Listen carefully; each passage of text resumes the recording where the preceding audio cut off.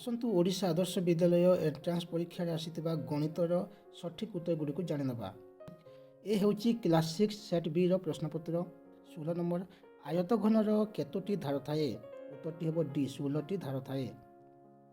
17 number ହେଲା ଦତ୍ତଚିତ୍ର ABCDEFର ପରିସୀମା କେତେ? ଏଠାରେ ହେବ ଉତ୍ତର 26। 18 ନମ୍ବର, ଗୋଟିଏ ଆୟତକ୍ଷେତ୍ରର ଦୈର୍ଘ୍ୟ 12 ସେମି ଓ ପ୍ରସ୍ଥ 8 ସେମି ହେଲେ ଏହାର କ୍ଷେତ୍ରଫଳ କେତେ? ତ ଏହାର ସୂତ୍ର ହେଉଛି ଦୈର୍ଘ୍ୟ ଗୁଣନ ପ୍ରସ୍ଥ। ତ 12 ଅଷ୍ଟା 96 ବର୍ଗ ସେମି, ସି ହେଇଯିବ ଉତ୍ତର। 19 ନମ୍ବର ପ୍ରଶ୍ନ ହେଉଛି 3 ବିଭକ୍ତକ 25କୁ ଦଶମିକ ରୂପରେ ଲେଖ। ଏହାର ସଠିକ୍ ଉତ୍ତର ହେଇଯିବ ଅପସନ୍ ସି, 0.12। ଏଠି ଲେଖା ହେଇଛି ଦେଖିନିଅନ୍ତୁ, 3 ବିଭକ୍ତକ 25 ଗୁଣନ 4 ବିଭକ୍ତକ 4, ତ 3 ଚଉ 12, 25 ଚଉ 100, ତ ଏହାକୁ ଦଶମିକ ରୂପରେ କଲେ ହେବ 0.12।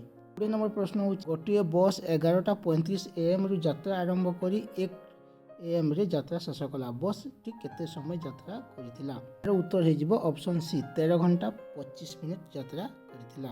21 ନମ୍ବର ପ୍ରଶ୍ନ, 2000 ମସିହାର ଦିନ ସଂଖ୍ୟା କେତେ? ଉତ୍ତରଟି ହେବ ସି, 366, କାହିଁକିନା 2000 ମସିହା ଗୋଟେ ଅଧିବର୍ଷ ଅଟେ। 22 ନମ୍ବର ହେଉଛି ଗୋଟିଏ ଗାଡ଼ି 6 ଘଣ୍ଟାରେ 90 କିଲୋମିଟର ରାସ୍ତା ଅତିକ୍ରମ କଲା।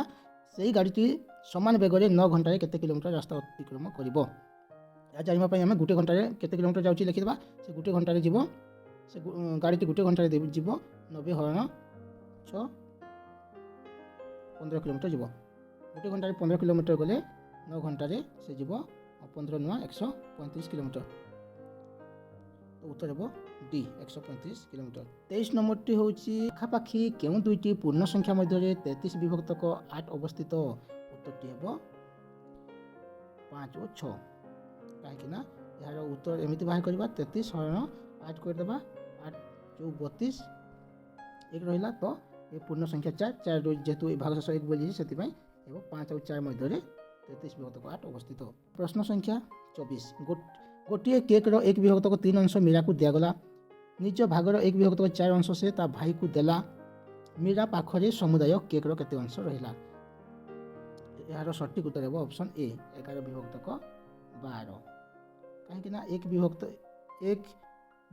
3ର 1 ବିଭକ୍ତକ 4 ଅଂଶ ସେ ଦେଇଛି, ତ 1 ବିଭକ୍ତକ 3 ଗୁଣନ 1 ବିଭକ୍ତକ 4 ସମାନ ହେବ 1 ବିଭକ୍ତକ 12, ତ ତା ପାଖରେ ଆଉ ରହିଲା, ଯଦି 12 ଭାଗରୁ ଗୋଟେ ଭାଗ ଗଲା ତା ପାଖରେ ରହିଲା 11, ସେଥିପାଇଁ ଅପସନ୍ ଏ ହେବ 11 ବିଭକ୍ତକ 12 ହିଁ ସଠିକ୍ ଉତ୍ତର।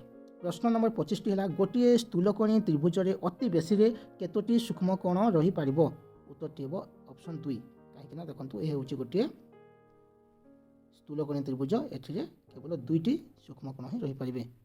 26 ନମ୍ବରଟି ହେଲା କେନ୍ଦ୍ରବିନ୍ଦୁ ମଧ୍ୟ ଦେଇ ବୃତ୍ତର ପରିଧି ଉପରିସ୍ଥ 2ଟି ବିନ୍ଦୁକୁ ଯୋଗ କରୁଥିବା ରେଖାଖଣ୍ଡର ନାମ କ'ଣ? ଏହାର ଉତ୍ତର ହେବ ବ୍ୟାସ। ଏହାର ଉତ୍ତର ହେଇଯିବ ବ୍ୟାସ, କାହିଁକିନା ଏଇଟା ପୁରା 2ଟାକୁ ହିଁ ଯୋଗ କରୁଛି। 27 ନମ୍ବର ପ୍ରଶ୍ନ ହେଉଛି ଇଂରାଜୀ ଅକ୍ଷର ଏ ର କେତୋଟି ପ୍ରତିସମ ଅକ୍ଷର ଅଛି? ଇଂରାଜୀ ଅକ୍ଷର ଏ ର ଗୋଟିଏ ମାତ୍ର ପ୍ରତିସମ ଅକ୍ଷର। 28 ନମ୍ବରଟି ହେଉଛି 9 ଅୟୁତ 70କୁ ସଂଖ୍ୟାରେ ଲେଖିଲେ କ'ଣ ହେବ? ଏହା ହେବ ଅପସନ୍ ବି। 29 ନମ୍ବର ପ୍ରଶ୍ନ 64ର କେତୋଟି ଗୁଣନୀୟକ ଅଛି? ତ 64ର 7ଟି ଗୁଣନୀୟକ ଅଛି।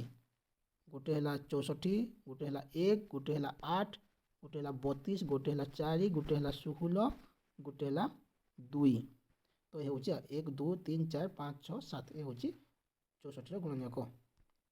ପ୍ରଶ୍ନ ନମ୍ବର 30, ଦୁଇଟି ସଂଖ୍ୟାର ଲସାଗୁ 24 ଓ ଗସାଗୁ 2, ସେମାନଙ୍କର ମଧ୍ୟରୁ ଗୋଟିଏ ସଂଖ୍ୟା 6 ହେଲେ ଅନ୍ୟଟି କେତେ? ଏହାର ଉତ୍ତର ହେବ ଅପସନ୍ ଡି, 8। ଏହା ଏମିତି ବାହାର କରିବା, 24 ଗୁଣନ 2 ବିଭକ୍ତକ 6, 24 ଦୁଗୁଣେ 48 ବିଭକ୍ତକ 6, କଟିଗଲେ ହେବ 8, 6 ଟା 48, ତ ଉତ୍ତର ହେବ 8। ତ ପିଲାମାନେ ଏ ଥିଲା ଗଣିତର 15ଟି ପ୍ରଶ୍ନ। ତ କାହାର କେତେ ହେଲା ଖାତାରେ ଲେଖି ରଖ। Thank you so much for watching.